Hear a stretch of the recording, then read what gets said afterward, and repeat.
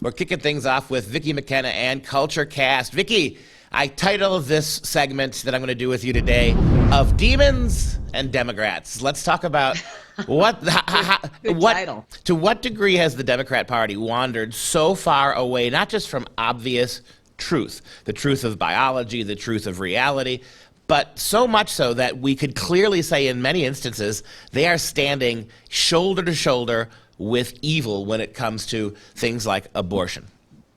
Not just abortion, but what they're trying to do to children as well. They're trying to alter the very nature of children. They're trying to force hormonal treatment and mutilating surgery on little kids. I mean, you've basically got a group of people who are a cult.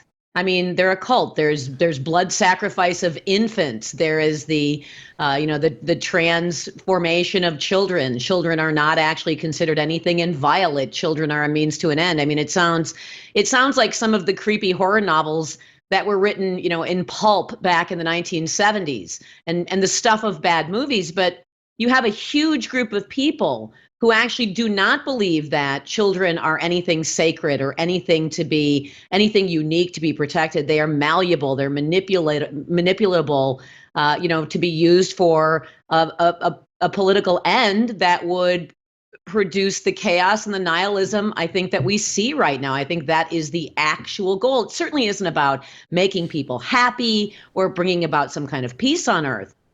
Because you're not going to be happy and have peace on earth if it requires the blood sacrifice of children or the mutilation of them. So this all emanates out of an idea that in order for the left to seize control, you have to get rid of that pesky thing called God, because God is what causes us to defend those children, to fight against the blood sacrifice, to stand up for objective truth. And so, it's power, I think, that motivates most of this, a desire for power and a desire for the ultimate power, which, of course, is the ultimate power of God. I think these people honestly think that they can transform themselves into God. And if we don't want to go along with that, well, they're powerful and they want to assert that. They will destroy us.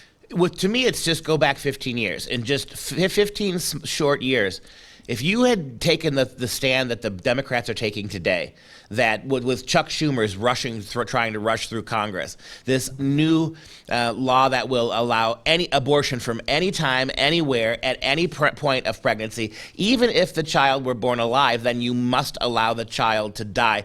This is so extreme that 15 years ago, the Democrat Party would have been full-throated against this. They would have accused I don't know. I think you're That's wrong. I don't think the Democrat Party would have been full-throated against it 15 years ago. 50 years ago, sure. How long was it? No, they were already getting rid of the Pledge of Allegiance because it had the words "under God." They booed God at their convention, 15 years ago. This is, by the way, to your point though about what Schumer has introduced.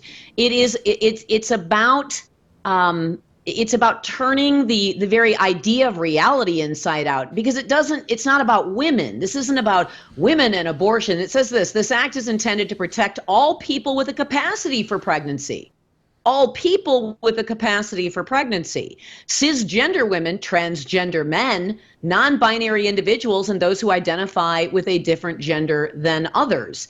These are the groups of people who presumably need to be, quote, protected by being given a right to kill children at any point in the pregnancy. And let's not forget, this is the same party that in 2 states, in California, and I believe the other state is Maryland, have introduced pieces of legislation that would allow infanticide up to 28 days after birth.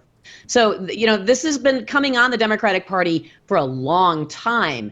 And they have been showing signs of this radicalism for a long time, since well before Obama became president. So I'm not as shocked by their beliefs as I am by their willingness to admit what they're actually trying to do. You mentioned, not letting kids, not helping children after they've survived abortions.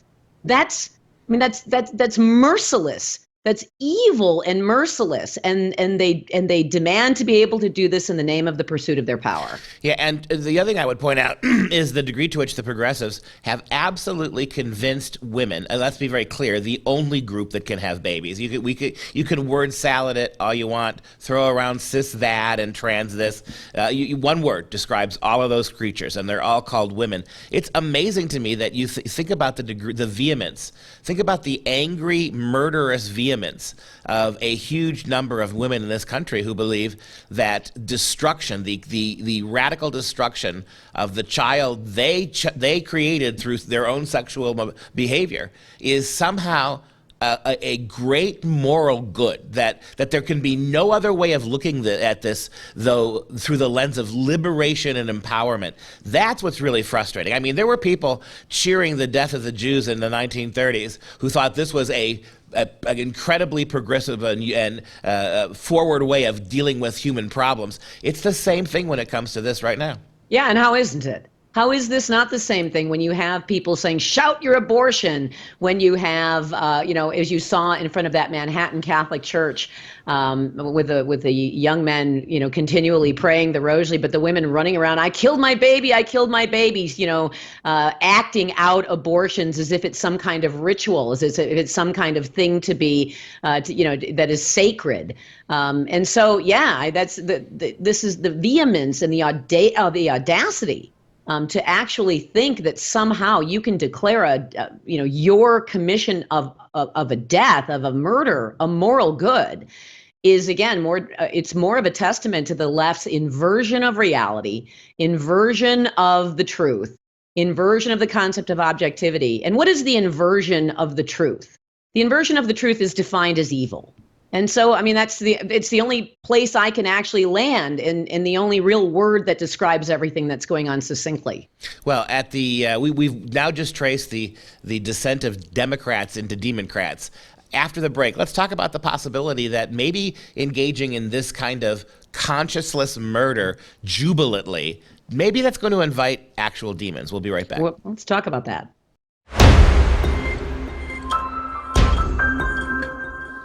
Okay, back with Vicki McKenna and Culture Cast. So we've been tracing how evil acts ultimately give rise to evil things. Take a look at this picture. It's making the rounds. It's very frightening. Right behind the blonde head you see in the very foreground is one of the protesters, and this is a still shot. And it is, for lack of a better word, arresting in its terror. I mean, you look at the face and you look at the exaggerated forehead, the almost vicious mouth. You look at this and you wonder, right, what's going on here? I mean, Mike, roll the clip too. You can get a quicker sense of it here.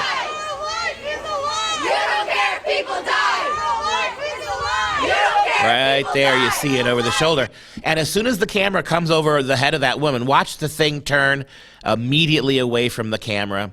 Now, there are other places in the video where you get a faint and not very good view of this particular woman, and she doesn't look quite so arrestingly evil.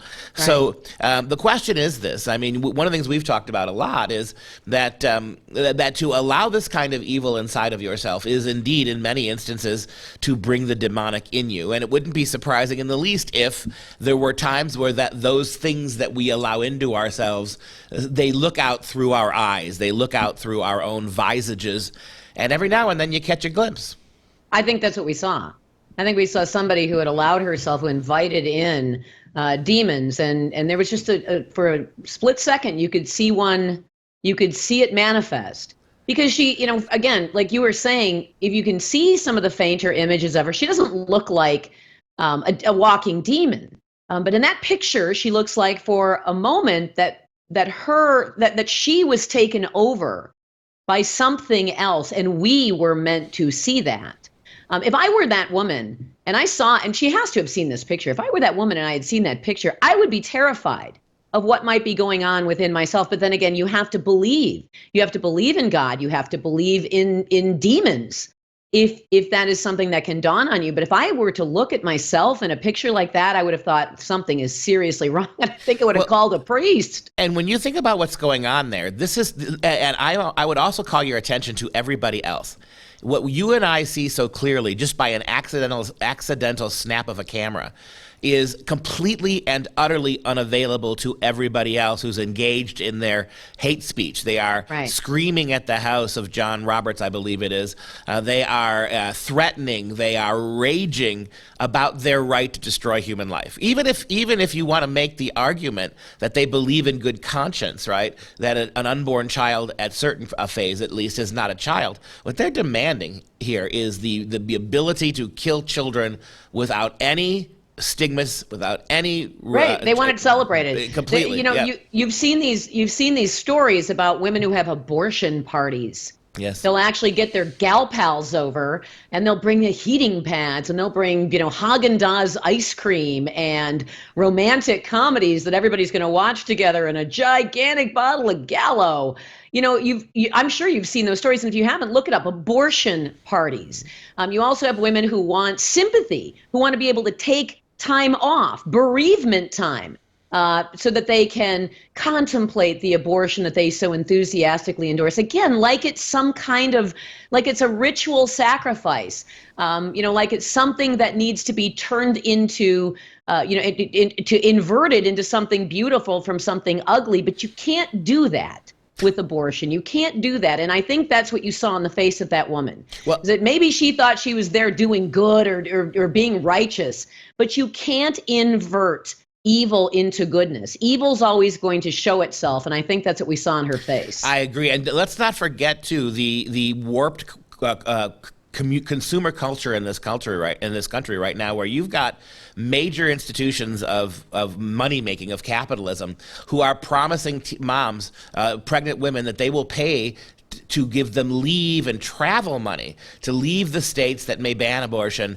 so that they can go on abortion tourist runs, right, where they can cross state lines, have their company pay for it, so that they can destroy, again, human life. It is amazing how the corporate life of this country has joined in with this murderous way of seeing things. I mean, there was a time not long ago where a corporation this big would never get involved with something as absolutely shocking as this, and yet now they've lined up.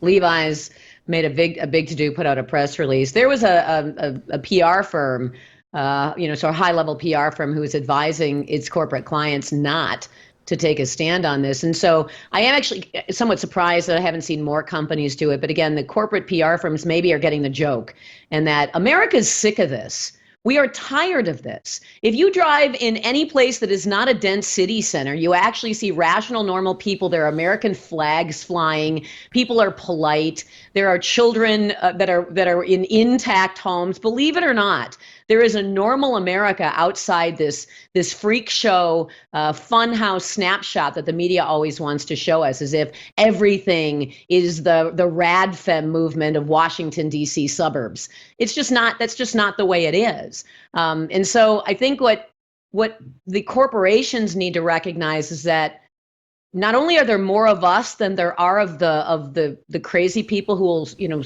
prance around nearly naked in white bathing suits, screaming with voodoo dolls about abortion. There's more of us than there are of those whack jobs. Those people who would channel demons so powerfully that they could actually be captured on camera. There's more of us, and I think that we are going to be a force to be reckoned with, because I'll tell you one thing, the outrage on the left has not manifested itself the way the left thought it was going to after the leak of this decision.